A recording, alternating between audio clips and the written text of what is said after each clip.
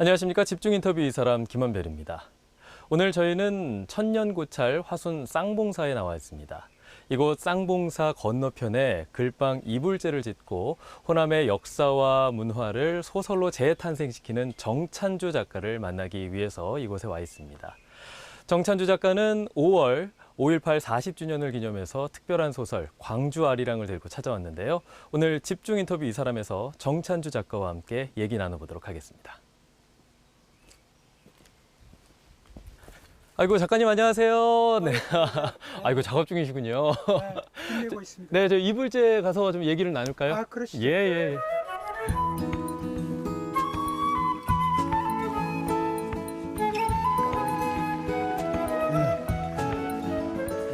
이불제지 않습니까? 이불제라는 공간이 어떤 공간인가요? 예, 저기 상장문에도 써 있습니다만은 네. 물소리, 바람소리로 귀를 씻어서 진리를 이루는 집이다. 이런 뜻인데 최근에는 찾아오는 사람들의 절절한 이야기를 들어주는 집이다. 이렇게 의미가 바뀐 것 같습니다. 네, 시간에 따라서 그 의미를 좀 바꾸는 그렇습니다. 거군요. 예. 그럼 저희가 이불제에 들어가서 얘기를 좀 예, 나눌까요? 예, 들어가시죠.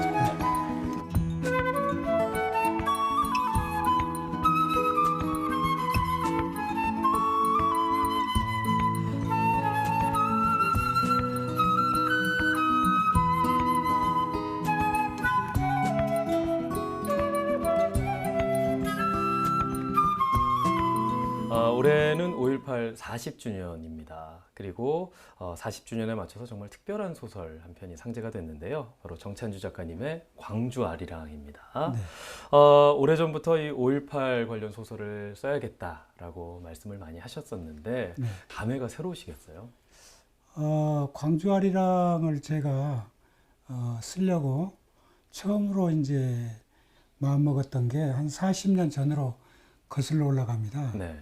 그런데 이제 광주에 대한 어떤 부채의식 때문에 계속 미루다가 작년 연초에 결심을 하게 됐죠. 우리가 보통 한 세대를 30년으로 잡는데 내년이면 광주 5.18이 40주년이 되겠구나. 네. 작년 연초 생각입니다. 그렇다면 5.18을 직관적으로 경험한 세대가 경험하지 못한 어린 세대에게 광주의 실상을 알려주는 것도 작가로서 책무이겠구나. 그런 자책이 들었습니다. 그래서 이제 광주 아리랑을 집필하게 된 계기가 됐죠. 네. 근데 저희가 흔히 5.18 하면 가장 먼저 떠오르는 노래가 임을 위한 행진곡. 네. 이제 광주 아리랑으로 제목을 지으셨습니다. 네. 왜 아리랑일까요? 5.18 당시 금남로에서 시민 청년 학생들이 함께 가장 많이 불렀던 노래가 애국가, 선구자, 아리랑이었습니다. 네. 아리랑은 그 한스런 정서의 노래지만 또한 한을 극복하는 극복 의지가 담긴 노래입니다. 광주 시민이 이 계엄군에게 무자비한 폭력을 당하고 고통을 겪고 눈물을 흘렸지만 이제는 부활의 아리랑을 부를 때가 되지 않았나 싶어서 제목을 광주 아리랑이라고 지었죠. 네, 그 광주 아리랑 안에는 부활의 의미가 그렇죠. 담겨 있는 거군요. 예. 내용을 좀 소개해 주실까요? 광주 아리랑은 일종의 이제 다큐 소설이라고 할 수 있는데 네. 시민 중심의 소설입니다. 어떤 소수 지식인의 주인공이 등장하는 것이 아니라 시민 개개인, 즉 보통 사람이 이 주인공이자 5.18 증언자로서 등장하게 되죠. 다시 말하자면 공장 공원이라든가 회사 말단 사원이라든가 식당 종업원 또 구두 닦기 이런 사람들이 사실은 그 항쟁에 더 적극적으로 가담한 사람들이었고 또 최대 피해자였거든요. 네. 그래서 이 사람들을 한번 주인공으로 등장시켜보자. 그리고 이 사람들을 역사의 비석에 한자 한자 이름을 새겨보자. 그런 어떤 소망으로 그 관점을 시민한테 두었습니다. 네. 말씀하셨지만 이제 다큐 소설이라는 네. 형식이 굉장히 특이하잖아요. 네. 다큐 소설을 선택하신 특별한 이유가 있을까요? 광주 5.18을 이야기할 때 문학적인 어떤 메타포나 수사나 또는 어떤 상징의 어떤 수법으로도 그릴 수 있지만 이건 우리가 정말로 한 40년 전에 겪었던 참혹한 그런 실상을 다큐로 그려야만이 더 생생하게 전달할 수 있겠구나. 그래서 이 소설은 실명과 등장하는 본인의 실제 이름과 그리고 실화, 팩트가 바탕이 되어 있습니다. 그래서 사실과 허구가 섞인 다큐 소설이죠. 오히려 더 생생하게 느낄 수 그렇죠. 있겠군요. 그 작가의 관점에서도 많은 네. 차이가 있는 거라는 생각이 드는데요. 다른 5.18을 다룬 많은 소설들과의 차이점이 있다면 어떤 게 있을까요? 그러니까 작가의 관점을 제가 좀 전에 잠깐 언급을 했습니다마는 역사를 변혁시켜온 주체는 보통 사람, 즉 민초들이었거든요. 네. 광주도 마찬가지였습니다. 삶이 힘들고 고달팠던 그 시민들, 그러니까 좀 전에 얘기한 그런 공장 공원이라든가 또 뭐 방직공장 여공이라든가 이런 사람들을 이제 주인공으로 내세운 거죠. 네. 아마 이러한 관점이 기존의 그 5월 문학의 소설들과 다르지 않나, 좀 차별화되지 않나. 어떤 의미에서는 5월 문학을 더 풍성하게 한 외연을 더 넓혀준 그런 어떤 역할도 하지 않을까 기대를 해봅니다. 네. 이 광주 아리랑을 집필하실 때 정말 그 산고의 아픔이라고 표현하실 정도로 참 힘들게 집필하셨다고 들었습니다. 네, 광주 아리랑을 집필하는 동안에 어지러워서 걸어가다 문고리를 잡은 적이 있어요. 네. 몸무게가 나도 모르는 사이에 7kg이나 빠지더라고요. 그리고 정확하게 허리띠 구멍 2개가 줄어들더라고요. 네. 그래서 병원에 가서 링거를 2번이나 맞았고 또 신경을 쓰다 보니까 갑자기 위경련이 일어나서 아주 곤혹스러웠는데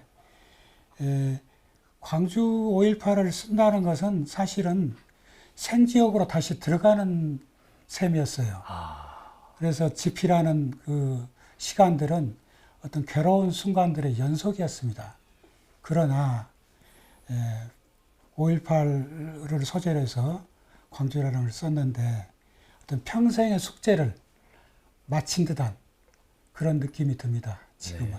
그렇다면 그렇게 힘드신데도 네. 꼭 5.18을 다뤄야만 했던 혹은 다루고 싶었던 특별한 이유가 부채의식 말고 다른 게 있을까요? 있죠. 5.18은 어떤 광주만의 문제가 아닙니다. 네. 광주 5.18을 한마디로 말하자면 우리 한국인의 DNA 속에 깃든 불의에 맞서는 어떤 저항정신을 어떤 발현하고 개성시킨 그런 항쟁이었다고 생각하거든요.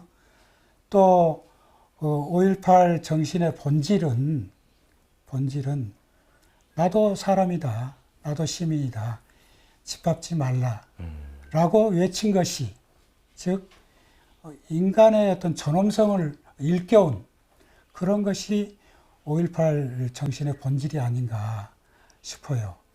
그래서 그런 5.18 본질의 어떤 정신을 담고 또 하나는 우리가 아까 저항정신이라고 얘기했는데 백성들이 나라를 구하겠다고 일어선 임진왜란이나 또 탄관오리를 바꿔보자고 일어선 동학혁명이나 학생들이 길거리로 나섰던 4.19 그거나 맥을 같이 한다고 봅니다. 그래서 그런 역사적 맥락을 작품 속에 좀 담고 싶어서 이 소설을 또 집필한 동기도 되죠. 네. 그동안 저희는 뭐 법정 스님의 일대기, 소설 무소유나 뭐 성철 스님의 일대기, 산은 산, 물은 물, 뭐 이런 식으로 작가님을 좀 불교 작가다라는 생각을 많이 할 정도로 작품들이 많이 있었는데, 뭐 조광조나 정약용처럼 정말 소설로 다시 태어나게 하는 역할들도 많이 하셨었잖아요. 특히 호남의 역사적인 인물들, 작가님의 손을 거쳐서 새롭게 태어나기도 했었고요. 제가 지금까지 발간한 소설 혹은 산문집, 번역서 등을 모두 합치면 50여 권 이상 될 거예요. 그래서 그 50여 권을 이제 대별하자면 네. 불교적인 인생관이나 사유가 담긴 그런 소설과 또 역사 인물들을 소재로 한 그런 역사 소설들로 나눌 수 있겠는데요. 불교적인 그 인물로는 신라시대 때 김지장 스님이나 또 만해 한용운 스님, 성철 스님, 법정 스님, 또 해암 스님 등이 있고요. 또 역사 인물로는 조광조나 네. 또는 정약용, 그리고 임진왜란 때 이순신, 또 이 지역 출신인 보성 출신인 선거의 장수, 네. 또 강진 출신인 김옥주 장수 등등이 있죠. 제가 특히 우리 이 호남 사람들의 어떤 그 인물들을 소재로 해서 이제 즐겨 다루는 것은 우리 호남인의 어떤 정체성 찾기랄까? 네. 호남인의 참모습은 무엇일까? 이런 걸 많이 자문해 봅니다. 저는 이제 이순신의 7년을 쓰면서 이순신의 마음은 무엇이었을까? 네 가지 마음으로 요약이 되더라고요. 네. 하나는 나라에 헌신하는 충신, 두 번째는 남을 공평무사하게 대하는 공심, 그리고 부모에게 효도하는 효심, 네. 그리고 먹과 흥을 즐기는 시심. 이것이 이순신의 네 가지 마음이었는데 이게 바로 저는 한국인의 어떤 정체성이 아닌가. 우리들 모두가 가지고 있는 그런 마음이 아닌가. 그런 생각이 들어서 그 인물들을 이제 주로 이제 탐구해 보는 것이죠. 네. 지금 이곳 화순으로 내려오신 게 2001년이었으니까 햇수로 20년 정도가 됩니다. 네. 오셨을 때 내 인생의 임간기를 시작하기 위해 왔다라고 말씀하셨어요. 이게 어떤 의미일까요? 임간기라는 그 용어는 수풀린 임자, 사이 간자, 기간 기자인데 인도에 가면 브라만 계급 있잖아요. 네. 그 브라만 계급의 독특한 문화인데 가정적으로나 사회적으로 봉사를 다 한 다음에는 남자가 자기 홀로 숲속으로 들어가서 생활하는 기간이 있습니다. 자연을 스승 삼아서 네. 그 기간을 임간기라고 부르는데 우리 광주와 부근에 가면 시경정 있죠? 네. 그 시경이란 말은 숲속으로 들어가면 사람의 그림자가 사라지죠. 네. 그림자가 쉰다는 얘기입니다. 그러니까 노자 방식의 임간기라고는 할까요? 시경이나 임간기나 저는 비슷한 맥락이라고 봅니다. 네. 예. 그래서 선생님의 그림자도 좀 쉬어가는 그런 기간으로 이해하면 될까요? 그렇습니다. 근데 그 쉬어가는 그 기간에 지필만큼은 정말 많이 하고 계시잖아요. 진정한 휴식이라고 할 수 있을까요? 저는 이제 소설가는 소설을 쓴다는 것은 우리가 공기를 마신다는 것하고 의미가 같다고 생각해요. 그래서 우리는 제 경우는 달력에 그 붉은 글씨로 표시된 공휴일 있죠. 네. 저는 그것이 저한테는 해당되지 않습니다. 그냥 똑같은 하루하루인 거군요. 그래서 후배들한테 이제 농담으로 소설가나 시인은 단 한 편을 써도 전자가 붙지 않는다. 모든 직업은 하지 않았을 때 뭐 전 아나운서, 네. 전 배우, 전 이러는데, 정치인 이런 식으로. 시인이나 소설가 그렇지 않다. 그러나 나는 소설가나 시인도 쓰지 않을 때는 전자 붙여야 된다고 주장하는 사람이죠. 영원한 현직으로서의 소설가의 삶을 살고 계시는 거군요. 서울이 아닌 지역, 또 도시가 아닌 화순에서 이제 글을 쓰고 계십니다. 소설가 정찬주에게 이곳에서의 삶은 어떤 의미인가요? 제가 이제 서울에서 20년 전에 이쪽으로 이제 낙향을 한다고 그러니까 지인들이 만류를 해요. 서울에서 가까운 남양주나 용인으로 가지. 그래서 소설 쓸 때 자료가 부족하면 서울 가까운 거 올라와서 네. 도서관에서 찾으면 되고 얼마나 좋으냐. 근데 저는 그 서울 근교로 낙향하는 것은 사이비 낙향이라는 생각이 들었어요. 네. 가짜 낙향. 네.